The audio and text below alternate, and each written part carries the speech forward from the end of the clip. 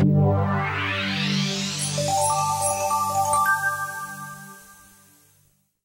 right, well, good afternoon, everyone. My name is Brian Long. I work for a medical device company called Masimo. We sell and manufacture medical devices that monitor oxygenation, pulse rate, as well as some unique parameters where we can monitor what's called non-invasive hemoglobin, methemoglobin, and carboxyhemoglobin. But that aside, today what I'm here to talk to you guys about is continuous wireless medical devices in healthcare, and why there's a resurgence to make them available in different parts of the hospital, and why we need to leverage existing hospital IT infrastructure to do that. So before I start, how many folks in here work in healthcare? All right, a good portion. So as part of the talk today, I want to go through and try to piece all of these different things together. There are so many different components that bleed into healthcare and so many different challenges. So I want to go through with you guys and talk about the environment in healthcare. I want to talk about the regulatory aspects, and I'm only going to touch upon a couple of them. One of the topics that was brought up in the TED talk earlier, we're going to talk about that. Financial, as well as the clinical challenges that we're faced with continuous medical devices in hospital IT networks. Sound good? All right, here we go. Well, I think Marcus Burton said it best in his blog as far as the Wi-Fi environment. I think he visited folks out at, was it Detroit Medical Center or Henry Ford? It was at Henry Ford. And going out there, he saw all of the different challenges that we face in the healthcare environment. First and foremost, there's so many different applications. There's applications for voice, there's video, there's sending data to the EMR, whether it's continuous or whether it's just doing spot checks and sending that data up. There's barcodes. All of these different applications. Location, obviously, is becoming a big thing in healthcare to track assets. So there's so many different applications, all requiring their own unique requirements. And as you guys all know, the large majority of you did raise your hands that you worked in healthcare. The clients are all over the place, right? With their capabilities on what they support, just from a band perspective or encryption, types of authentication, they're all over the place as far as what's available today. The physical structures of hospitals can be very challenging as well. When you're in areas, for example, on the general care floor, you might have different challenges than if you're trying to do something down in radiology or in the operating room or in the ICU, for example. So the buildings, the aesthetics, all of those things come into play. Run into a lot in hospitals where you can't put access points in patients' rooms. Some hospitals do this, some don't. Sometimes, like we've talked about yesterday, you'll walk in, you'll see the APs are all lined up in a row in the hallway. I know when we go in, we know we're in for some challenges. Regulatory, we're going to touch on that in a minute, but obviously as a medical device, us as medical manufacturers we have to get our medical devices approved through the FDA and go through all of those items as well as making them available to function on the networks. And of course, when we're talking about continuous medical devices, it also the network needs to be available. Okay, it has to be available to serve the clients that are on that network. So when we talk about regulatory, the key ones I want to talk about or just touch upon and obviously take any questions are related to HIPAA, the FDA Wireless Guidance, and IEC 80001. So HIPAA, I'm sure we're all familiar with HIPAA. Anyone who's gone to a hospital, typically you have to sign some type of document related to your medical records. HIPAA stands for the Health Insurance Portability and Accountability Act. It was enacted in 1996, and the latest updates were passed last year. Two main rules as part of the HIPAA guidance, or the HIPAA regulation, is the privacy rules and the security rules. The privacy rules deal with a patient's privacy rights to understand the control and use of their medical data. The security rule sets in a set of standards to make sure that all of that data is secure, whether it's held or electronically transferred. And of course, with security, we have to look at all of the different aspects: administrative, technical, and physical.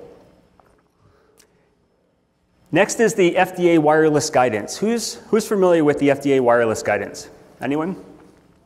Okay. So the FDA in 2007 put out a draft of this document, and last August they issued this document as a guidance document. And there's no legalities or legal enabling actions within that document. Basically what the document says is they're releasing what the FDA's current thoughts and position, what their current thoughts are on this topic of medical devices on hospital networks.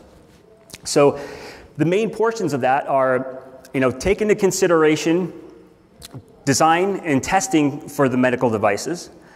And when we look further into that, they talk about the selection and the performance of the wireless devices, the quality of service, security, coexistence, and electromagnetic compatibility. Okay?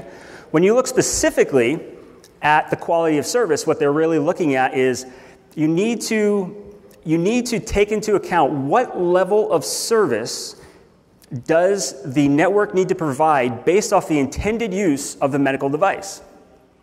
So if I have a continuous medical device, then I'm going to need to have high availability for that network to be available to send that patient's medical data onto whatever its intended use is at the end of the day.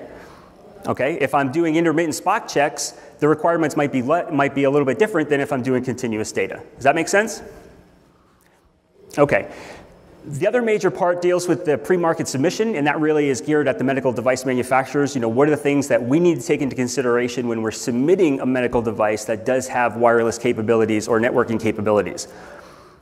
The main portion of that is really geared at making sure that there is a risk management approach to the verification and validation of that medical device. Okay? So that's very common for medical device manufacturers. I don't think you guys would believe there's actually another standard that talks about risk management for medical devices. That's ISO 14971. So we are required to follow that regulation as well when we are actually going through and doing our submissions. Now, sticking with the risk management approach, as we heard earlier today, that's exactly what IEC 80001 is. IEC 80001 talks about the risk management program for the integration of medical devices onto IT networks. Okay? So again, at the end of the day, for all medical devices, it needs to be determined, is this device that's being placed on the network safe and effective to be used to monitor the patient and meet its intended use? Okay? There was some questions earlier about IEC 80001. Does anyone have additional questions that you want to ask? All right. It's just real quick. It's broken into a couple sections. The first section is the roles, responsibilities, and actions. So who are the people that need to do? What do they need to do? And the second part is broken actually into 4 sections, and section number 1 is a step-by-step example on how to do risk management with some practical examples. The second part is about security. The third part is is wireless, and then the fourth part is a general guidance on how to implement a guidance into a health delivery organization. For anyone who is interested in learning more about any of the topics related to the regulations, the AAMI website is a wonderful place to go. That's aami.org, and they actually have a little link that's called Hot Topics, and under the Hot Topics, there's something called wireless technologies. So there's a great resource, and they try to keep all of the different things going on with medical devices in one place that's easy for everyone to get to. Okay, so risk management. What is risk management? Risk management is, you've got to identify the risks that are involved with the solution that you're providing. Okay, so what is the risk? What is the likelihood of occurrence that this risk is going to occur? What is the severity of harm if this risk does occur? Is it going to result that,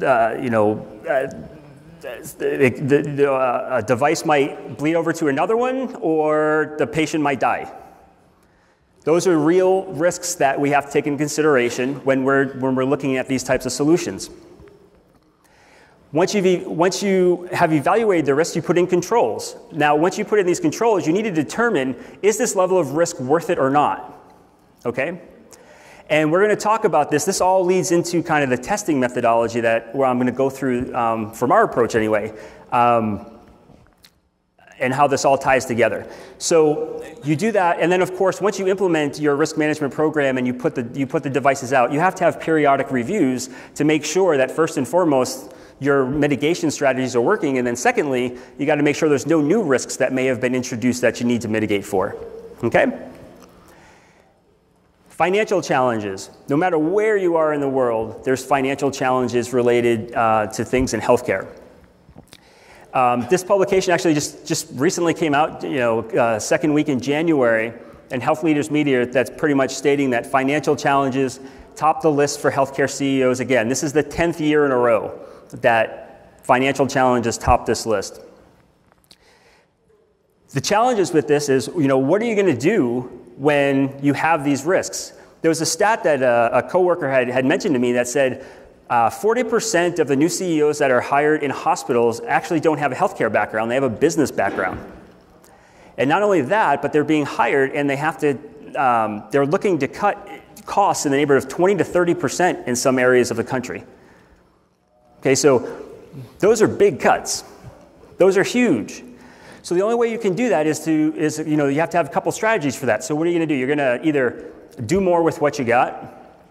You're going to try to make your existing processes and procedures more efficient. In the healthcare world, it's reduce, or for us, it's better yet, completely eliminate medical errors. And then lastly, which is the worst of all, is you'd have to start cutting personnel or cut services, right? That's the absolute worst. So these are challenges that are real. There's not a real effect yet as far as understanding, what are the real effects going to be related to reimbursement now that we're moving away from what's called a pay-per-procedure model to the pay for performance. So there's going to be a lot of things that are going to be stretching themselves out over the next year or so. Now onto the clinical challenges. Okay. In 1999, there was a big study that was put out by the Institute of Medicine, and this study was called To Err is Human. This study stated that there were over 98,000 preventable deaths that occurred based off of the sample size that they had taken for this study. Okay. Recently, this past January, there was a patient safety summit held in Southern California. The number that was put out there was greater than 200,000. I think we can all agree that any preventable death number, no matter what it is, that's greater than 0 is unacceptable. Correct? So the goal of the patient safety summit is to get to 0. That's their ultimate objective. With that, in 2001, the Joint Commission came out and said, they came out with new ways or new standards for managing and assessing patients' pain. Okay, they actually say in the standard that pain management is a patient right. Okay, so if pain management is a patient right, if I'm a clinician, patient says they're in pain, what am I going to do? I'm going to give them more pain medication, right? I want to make sure that their pain is managed. However, does anyone know what one of the side effects of too much pain medication is? Exactly. Respiratory depression, which then leads to death, is a side effect of too much pain medication. And it's very, very difficult when obviously you see, a loved one in the hospital and they're in pain. I remember my stepdaughter, she had ASD surgery, atrial septal disorder. So she had a little hole up in her atrium and it had to be closed. So, they go in, they make a little incision, they put the thing up, they sew it up, and, that they crack the chest a little bit. But she was in tremendous pain after the surgery. So they were going back and forth of, do we change the meds, do we not? But knowing the fact that if you start changing meds, then you really don't know, then it's like exponential. You're creating a lot of different factors that are going to happen. So it's very hard to watch, but pain management does have a very serious side effect, which is respiratory depression, which can lead to a respiratory arrest. So what happened? In 2004, the Institute for Health Improvement reported that 35 to 40% of cardiopulmonary arrests occur in the general care settings. Okay, so the guidance came out. The incidence of respiratory arrest went up. What this is telling us is where they're happening. It's more common in the general care areas. Okay, what else happened? In 2007, Healthgrade report that postoperative respiratory adverse events increased by 18.7%, and that avoidable expense added up to $1.5 billion. We're going the wrong direction, right? If we have all of these issues. Now again, this data is from 2007. So if I give you the updated data, so the updated data I have wasn't by percent, but it was by the percent of cases per 1,000. So in 2011, it was I think it was 17 cases per 1,000 patients. There was a respiratory arrest. In 2012, it went to 16. And this past year, it went to just under 14. I think it was 13.7 or something like that. So it is getting better, but still, that 13.7 was greater than 60,000 cases. Okay? 60,000 cases. Now, that's 60,000 individuals that it happened to, but is that 60,000 individuals that were affected? No, you don't know that number, right? Because you have your family, you have your extended family, you have friends, all of those folks. So, as we can see, respiratory depression is a major deal. From the last slide, we saw that the major deal is it's occurring in the general care areas. Now, the clinicians, man, they have a really, really tough job. There are so many initiatives in hospitals that these folks have to work on and deal with. It's incredible. There's hand washing initiatives and pain management initiatives and make sure the patient doesn't fall and pressure ulcers and all of these different things and keeping up with all of their credentials. They have so many things to do. However, one of the challenges in the general care floor is the amount of staff that's there to manage them. So if the patients are going to the general care floor and they're sicker and they require this higher level of pain medication, it starts to create a problem. So in the United States, it's about 4 to 5 patients per nurse in the general care floor settings. If I'm on an ICU is usually 2 or 3 patients to a single nurse. If I go lower to like a NICU, a neonatal intensive care unit, it's typically 1-to-1, worst case 1-to-2. So as a result of that, there's just not a lot of time for the nurses to take care of those patients. I actually was finishing up an installation at a big customer site, and they actually asked me, "You're putting the system in to help us manage our patients, but how many clicks is that going to be for me a day? How many extra clicks? Because this right here," he said, this only got 250 clicks a day. So I hope you're staying within my 250 clicks. So that's literally what they're going down to as far as time. So with that, I had to look to see, is there literature out there about how much time do clinicians spend on patient care activities? And of course there was. Anyone want to guess a percentage? Percentage of time that a clinician spends on patient care activities? 10, 15, 30. All right, we got some guesses, and I don't know what just happened. It's 20%. Less than 20%, okay? So think about that. Let's generalize that. If I'm on a 12-hour shift, a 12-hour shift, and I can only do, and 20% of my time is spent on doing direct patient care. That's about 2.5 hours, right? If I got 5 patients, just to keep the math simple, if I got 5 patients in 2.5 hours, that's 30 minutes over the course of a 12.5-hour shift I am able to spend with direct patient care. Again, this is generalizing, but I mean, you can see the amount of time they have on direct patient care is very low. And that time it worked, and I cannot explain that. So less than 20%. Now, another major challenge for the clinicians. They have all these things going on. We can't just put systems in and not take into account what type of information is a clinician getting.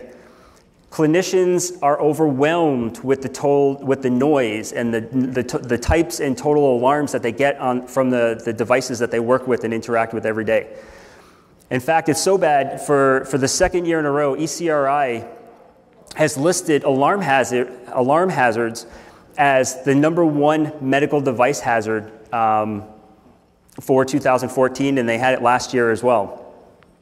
There's actually a national patient safety goal from the Joint Commission related to reducing the total number of alarms. Hospitals now have to look and assess all of the different types of alarms and put in a strategy for how they're going to manage those alarms over the next couple years. Okay? So the big thing here is providing actionable information. I think you guys talked, the folks that were able to see the wireless field day talks at Airtight last week, it was brought up about the number of alarms coming from the network and how it can be overwhelming and you get desensitized. Same thing happens in the hospital. If there's too many alarms, you get desensitized, you turn that device off and you're not paying attention to it anymore. And then only bad things happen from there. So having an alarm management strategy, when I look at alarm management, to me, I try to keep it simple. And the way I look at it is, when do I care? And if I care, what am I going to do? Right? So if I care about something, then I'm going to go do it. If you're just going to send me a note and I'm just going to delete it or throw it away or whatever, then why do I need to know it? Especially if I can only spend 30 minutes per patient on direct patient care. Right? So when do I care and what will I do? That's kind of my straightforward approach to alarm management. So we see what these clinical challenges are. So what has been tried in the past? Patient would come into the hospital. Okay, they get admitted. They have some type of change. Okay? Over time, they get more and more unstable. In the past, we had code teams. We still have code teams, but this was the only team. Okay? Patient would continue to decrease in instability. A code would call, and unfortunately, there's only really 2 places they're going. If they caught them in time, they're going to the ICU, and if they didn't, they're not. Okay. Then in 2006, the Institute for Health Improvement came up with the fact that, hey, we need to implement rapid response teams. Rapid response teams were already greatly established outside the United States in places like Australia and the UK. And they were actually called medical emergency teams. The only twist is that on a medical emergency team, there was a physician that was leading that team. And for the most part, on rapid response teams, it was a critical care nurse that was leading it versus a physician. Okay, so you got rapid response teams, but the patient was still increasing the level of instability. They had to meet some type of criteria. Now, on the flip side of that, for rapid response team calls, almost all of the ones that I saw, anyone could call a rapid response team call at any time, even if the family member didn't feel like, they just knew something was wrong. I just don't feel right. You got that spidey sense. Something isn't going right with the patient. They could actually call a rapid response team call. But a lot of the times, they actually decline to a point.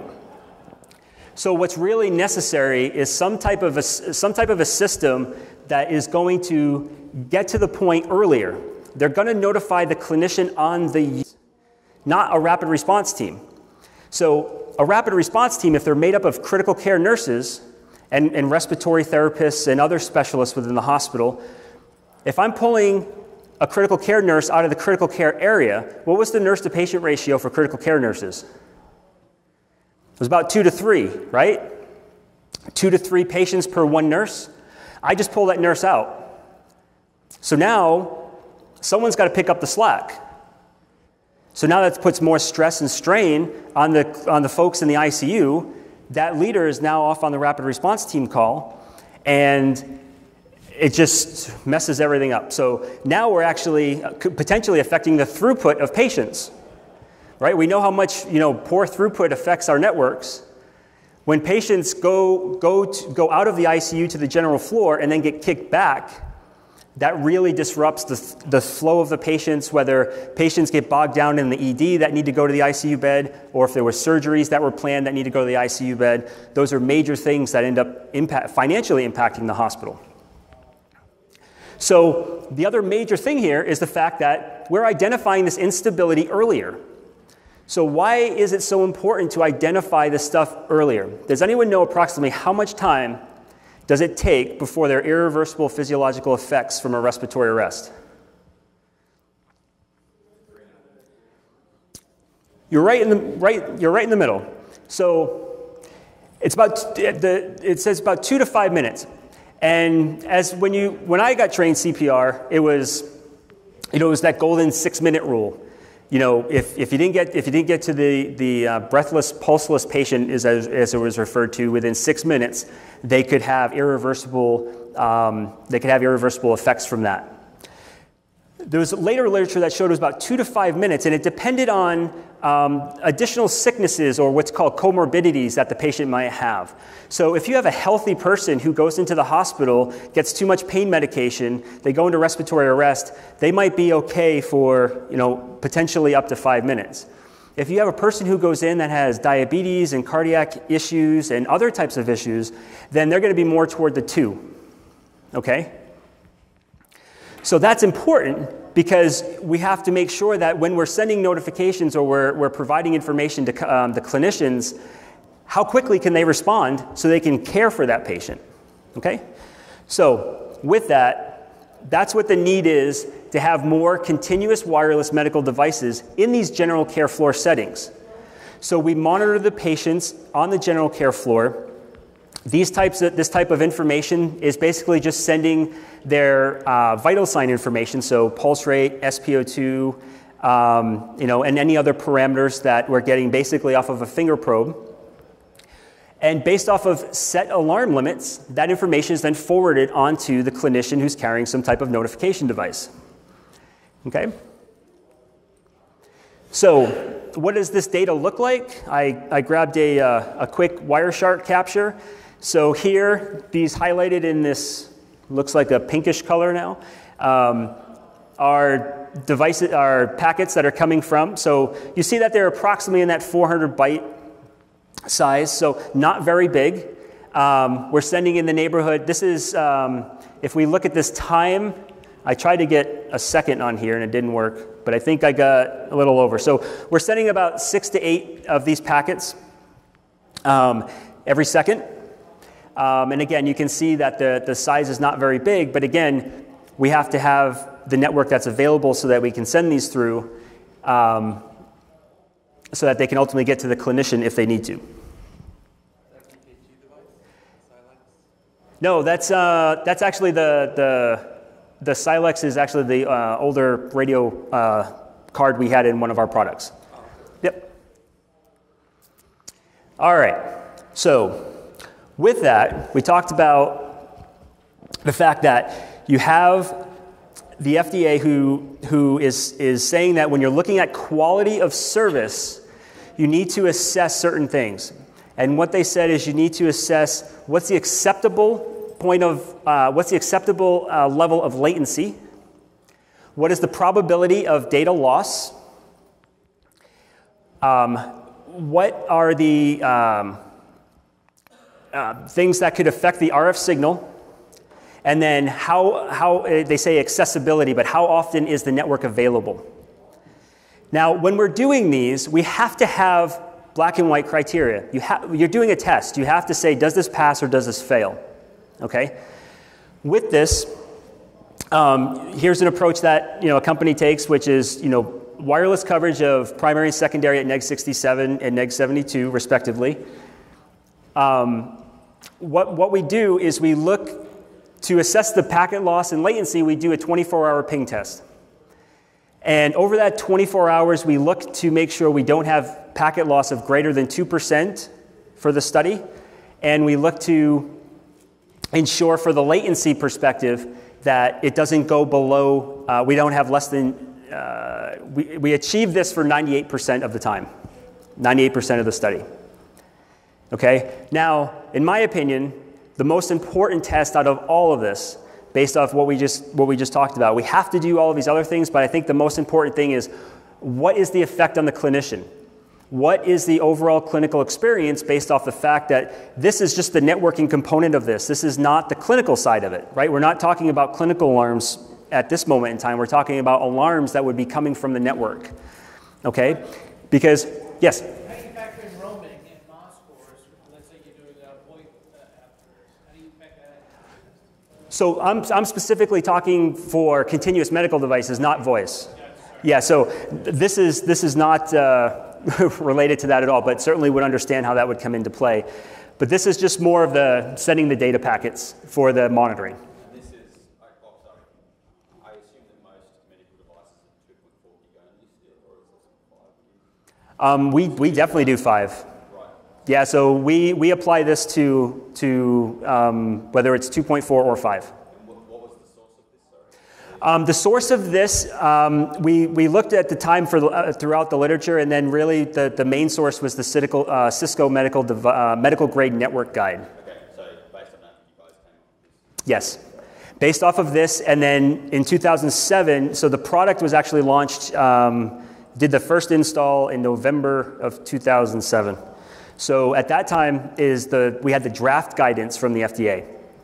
So that along with the Cisco medical grade network document. And that's specific to your equipment. Do you think it's fair to other continuous medical devices to use this as a baseline? Mm-hmm. Absolutely. Absolutely. I'd say some are a little bit more stringent than -67. I see that, like -65, I see a lot. So again, what we're looking at is the network able to provide the service to meet the intended use of the medical device, right? To make sure that the medical device is safe and effective to serve the patient. Question? For your testing here, you're doing ICMP things. Yes. What the device actually sends its data over using what? TCP, UDP? TCP. Do you have any kind of TCP things that you throw into this just so you can check the upper layers of the data? So the devices themselves can, for us, connect to our application. We know that if the device disconnects from the network, we have an application disconnect, and we actually track all of those as part of this test. Oh, okay. Yeah, and that's where it gets down right here to the clinician experience. The clinician experience, what we're doing as part of this test is we're able to determine how many times did the device disconnect from the network, thus the application. And we produce what's called a disconnect report, and I'm going to show you a sample of that in a second. And our objective is to find no unexplainable disconnects. Okay? If we do have disconnects from the network that are explainable, what do we have to do? We have to assess the risk of that, right? We have to go back, we have to work hand in hand with the clinicians, we have to get them to understand what is the source of the disconnect, why is it disconnecting, and is this acceptable or not? And then, potentially come up with mitigations depending on what is the ultimate source of that. Okay? So, what do we commonly see out there? We see all kinds of stuff. So, here's an example of a facility that we were at. For those of you who aren't familiar, this is all of you guys are familiar. This is an air magnet site survey. I have this set right here, the low red bar at neg 67. So anything that would be in gray would not meet requirements. You can see here on the outer edge, in this U, is where the patient rooms were. Okay? You can see all the APs are pretty much lined up in a row in the hallway. Now, is anyone at fault for this? Because the network is set up like this, is anyone at fault because the network is set up like this? Not really, because what we typically see in hospitals is it's kind of like a stack of pennies, right? So this setup might very well have worked for the intended use when it was installed, but now more applications are being added, and additional things are occurring at the hospital, and the requirements becoming greater. So now, basically, this design doesn't work anymore, but this isn't any particular vendor's issue or the hospital's issue in the original design, but it is a problem now. Okay? If we look to the next one, yeah? Because this is just a general survey thing, but probably even more critical here, because your survey client is not your weakest client. Yes. Particularly if you're using something like Proxim, which is pretty sensitive, do you factor in, I'm assuming often medical devices, perhaps not your companies, but a lot of them receive sensitivity as to rate. So do you do a measurement and say, okay, Proxim or the D-Link versus this is 5 dB difference if we actually want neg 62 instead of neg 67 to try and factor that in? Or? So this right here, what we're doing is we're looking at exactly what you're saying. It's the received sensitivity from the Proxim card itself. We do have the specifications, from the companies that we work with as far as what theirs are, and we can go in, obviously, to Air Magnet and make those adjustments. I don't know if other companies' techs are doing that or not. That's why, for me, one of the most important things is the disconnect report. So is it working or not? You say that the received sensitivity is, things like voice over Wi-Fi phones are made for voice over Wi-Fi, so they're generally pretty sensitive and they're, pretty good from a wireless product perspective. Whereas I guess historically medical devices and some other devices weren't. Wireless was a second thought. So yeah. Are they getting better or are they still? I think that one's hard for me to answer specifically. I see some of the other companies out there that are doing ECG, for example, like the GEs and the Welch Allens and those folks are getting more involved with 802.11. And to me, I can only imagine it is getting better because of the data that they need to be sending across and sending ECG. Yeah, Bruce.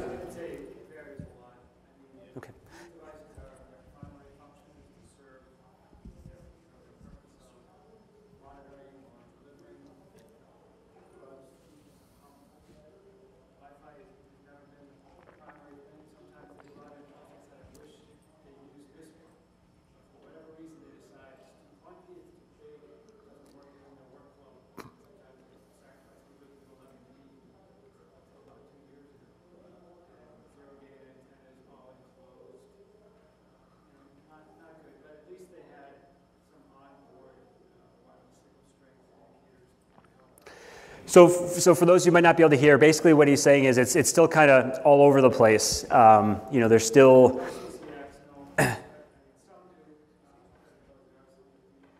yeah, some of the companies coming on, again, just repeating for the camera. Some of the companies coming up, they might be using CCX, they may not be using CCX. So the main purpose, again, what he was saying is the main purpose of the medical device is to be the medical device, and a lot of times the wireless is considered secondary. Capture it? Good. Yes? I think it's interesting that you mentioned like the FDA requirements and the HIPAA requirements as well. And like he's saying, a lot of these wireless solutions were just a bolt-on, something legacy and no changes to it since. And what we find is that vendors are they're just trying to run that FDA flag. We can't change this. Not only is it a weak client, its legacy doesn't support latency encryption. They're not willing to go to that. They're citing FDA, but it's a security requirement. I guess they're citing FDA in what sense?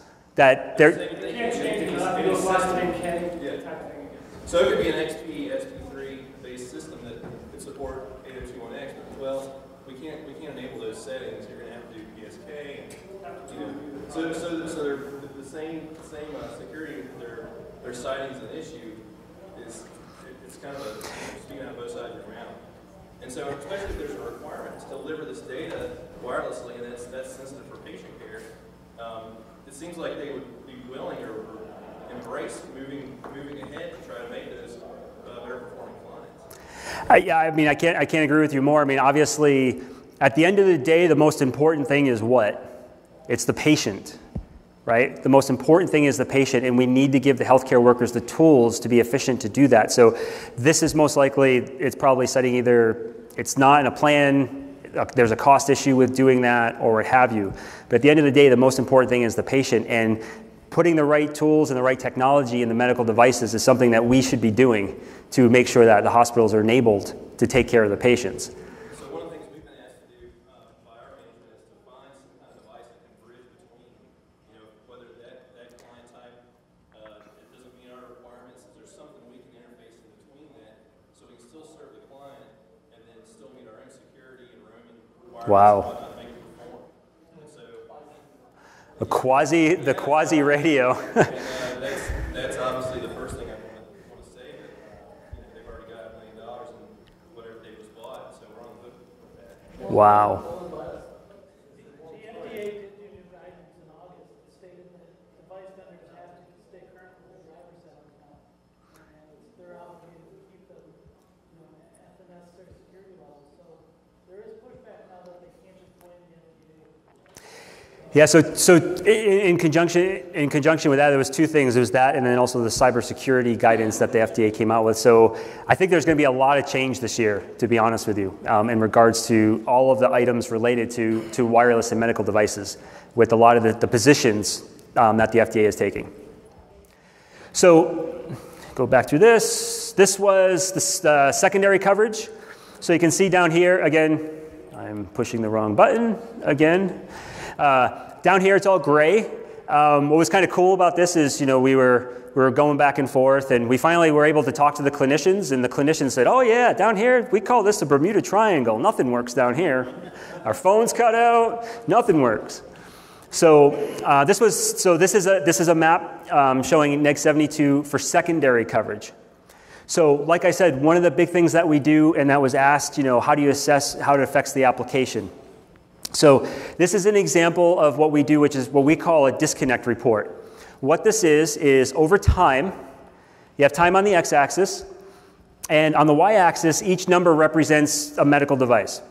Each dot on the graph represents a time that it had disconnected from the network. Okay? So what's cool about this is you can quickly see that there are issues with at least two of these devices that can barely hang on at all. They're not able to stay on the network. Yep? I'm sorry, just on your chart. So the one on the left is that's a number assigned to an individual device. That's correct, yeah. Oh, okay. So I just made it generic. That's fine. You're not saying there's 10 devices, 11 devices. Yep, 18, or 17 in this case, yep. And each one of these black dots is an application disconnect. So you can see here on this horizontal line, those devices could, you know, they barely stayed connected. Another quick thing you can see right here is all devices disconnected at one time. Now, for us, usually that's where we're restarting, or sometimes when we start and we stop our test, we'll do that so we have markers to make it easier for ourselves. Another thing that's really cool about this, though, is you see that sometimes you get these little blocks where you get a couple devices that disconnect all at the same time.